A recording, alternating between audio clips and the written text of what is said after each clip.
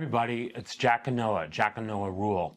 Today we're going to be talking about this amazing play that everybody's talking about that we saw, The Picture of Dorian Gray with Sarah Snook. It blew my mind. It was one of the most powerful theatrical experiences I've ever seen. It was just magnificent. What were your thoughts on it, Noah? Well, as soon as the show ended, I had no words. Jack's prodding me like, how was it? What did you think? And I could not think a single thought for the next 3 hours, which is very annoying to him. But I'm like, ooh, this was amazing. Wow. It was amazing. It was the gentleman in front of me as we were exiting. It was just a spell. He said, that's the best piece of live theater I've ever seen in my life. And I said in the moment, me too. And I really think it was. And we were with some friends, and they agreed. We had a couple others we were comparing it to. But we wanted to talk about just the power of a live audience. And the irony is we're talking to you through a screen, but we're talking about the power of a live audience. There's just something there, not just with the actors on stage and the production, but everybody else in the audience as they react. What did you notice that especially with this show? Well, the reason we're talking about screens in this instance is that Dorian Gray is a one-woman show. She plays 27 or 6 different characters, and they are presented on these large screens. Like, there's no bad seat in the house. Anywhere you sit, she's acting live against herself in such a way that it's like all layered on top of each other. And because it's recorded, there is a sort of, what's the word? I don't know, disconnect? Disconnect is the word.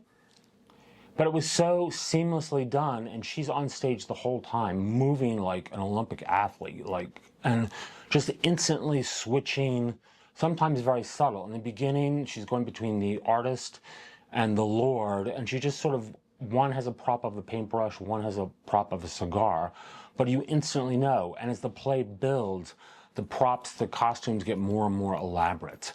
There's a real momentum about it. She starts off as herself, and by the end, she has transformed. She's having discussions with herself on the monitor. She's like, no, I'm taking it from here. You go away, recorded version of me from the past. I'm going to take it from here. And it was so beyond clever. And we've had the good fortune to see a lot of things. Yeah, it was just the power, and it had humor too, because it has a dark underbelly, this story, but there was such humor in such the right ways, and it was just magnificent. And we did have really good seats. We will not see something unless we have really good seats, which is frustrating sometimes because it's a big investment in time and money, and sometimes you go see something and it's a real dud. But this one was worth every penny and then some. And we were maybe 5-6 rows in, dead center. Right. And it was fantastic. She, at the end of the night, and I did record the last half of the ovation will play at the end. And the reason I didn't record the whole thing is because I wanted to experience it. So it was the last night of the show, and she's been acclaimed, and it took her career to another level, and we were literally 15, 20 feet from her as she's taking this bow.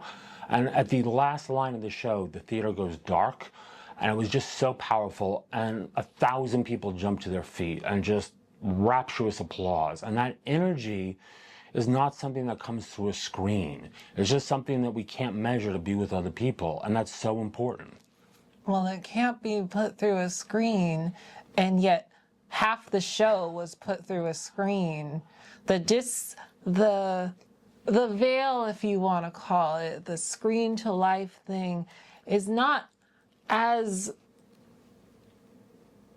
physically there as you would think it is. Well, it's lots of little screens and it's moving. You're also in a room with 1,000 people. So, I mean, that's, even if your screen, nobody goes to the movies much anymore. But if you go to a good movie back in the day and it's a full crowd, it's great.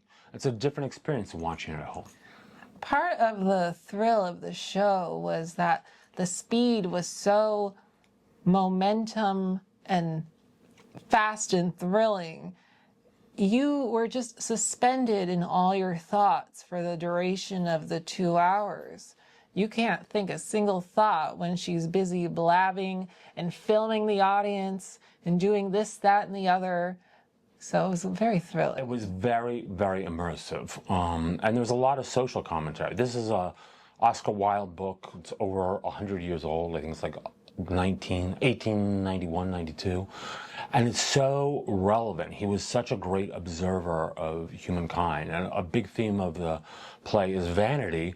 And there's one part where she illustrates it by filters on selfies. And it's hysterical. And it's so of the moment. And yet, over 100 years ago, people don't change. Well, what she was doing, and if you don't know the picture of Dorian Gray, here's the basics. Dorian Gray has traded his soul for eternal youth and beauty. And he has a portrait that will reflect all the sins he has collected. So while he presents a pure, innocent face, the portrait tells all the details, and it's very much akin to how a filter may hide the flaws and all that. You already know this. I don't need to tell you about filters, but that's the show. And it's also an age, too, that Dorian doesn't age, the portrait ages. And that's a plot point in that 20 years go by, and he can't be identified as the same person because he didn't age. Again, big night out. So we went with our friends, we went to an okay restaurant. We really did our homework. But the thing that kills it is the 2-3 blocks walk through Times Square in July. It's like, ugh. I think next time we go earlier, go to a restaurant wherever, and then just take a car. And I think you definitely need a car service, because walking, it killed it. The unwashed masses. I'm ignoring this part because the momentum, and Abraham Hicks has said this, the power is in the spin and the speed of your spin. That's where the power is, and how fast you can go, and the thrill of spinning around. And they did that on the stage. It was magnificent. It's like we were talking with our friends about other things that have really impacted you. And they had seen Angels in America, and I had too. In fact, when I saw it, it was 2 plays, but we saw it in a matinee on Sunday and evening on Sunday. Very, very powerful with Andrew Garfield, and it was mind-blowing. What were some thoughts you had of other theatrical experiences you've had? Well, to be perfectly honest, my favorite show ever, that's not true. But the one I had the most fun at was Titanic, which is a parody of Titanic. And Celine Dion is narrating the story and doing all her mannerisms. It was a really good time. And I think it's still playing. It was a lot of fun. It was definitely lowbrow. It was definitely campy. But again, because you're right there. You know the story of Titanic, so they can just riff all they want. Well, that's it, because it's a shared experience. And so much of it is the setting. So in the setting, this sort of lowbrow kind of humor, and they did very good interacting with the audience. This is that screen stuff. Just because we think it's lowbrow does not mean I was entertained and thrilled. It was a good time. It was a great time. They're doing improv live every show, and part of the thrill is witnessing what's gonna come out. There's this part, she picks a man in the audience and she's singing about him and his shirt and speaking French, and she's so convincing. Jack's like, is this really improv, or did they just plant an audience member there so they could do this? But no. It was really improv. Every time, and they've done this on their TikTok and other platforms. We did our homework. They that was show really improv. other nights where they do this section of the show, and it's different every time. But again, it was the setting. You're in the small theater, and the energy was electric. And if we watched this on a film, it wouldn't be so great. But this makes me think of another example. So Noah saw Titanic the first time. I watched it with him. I'd seen it before, of course. And it was this little screen on the back of a plane seat, no less. But we absolutely loved it because we were on a plane back from our first trip to Paris. And it was such a magical thing, even on this tiny screen, that by any other measure you wouldn't like. We were in such a great place. And the joke was, as the Titanic was sinking, I said, we're probably right over the spot in the Atlantic where it was sinking. I mentioned Angels in America. Yeah, I saw years ago Patti LuPone in Sweeney Todd, and that was a very deconstructed play, way ahead of its time. This is a long time ago.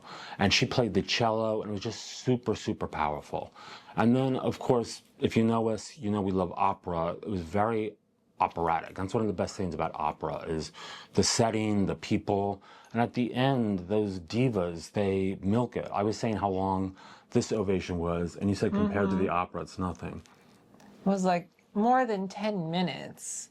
Like, people are leaving, and I'm like, are we gonna go? And we're stuck. There's like people either side of us. I'm like, I'm ready to go. We're like, woohoo, bro. No, it's like, again, we had good seats, and it was there. I wasn't ready to go. It was fantastic. And it's just, you want to soak up that energy. And then you go back, you bring that energy. You want to soak it up until the 10th minute mark, and it's like, good job, everybody.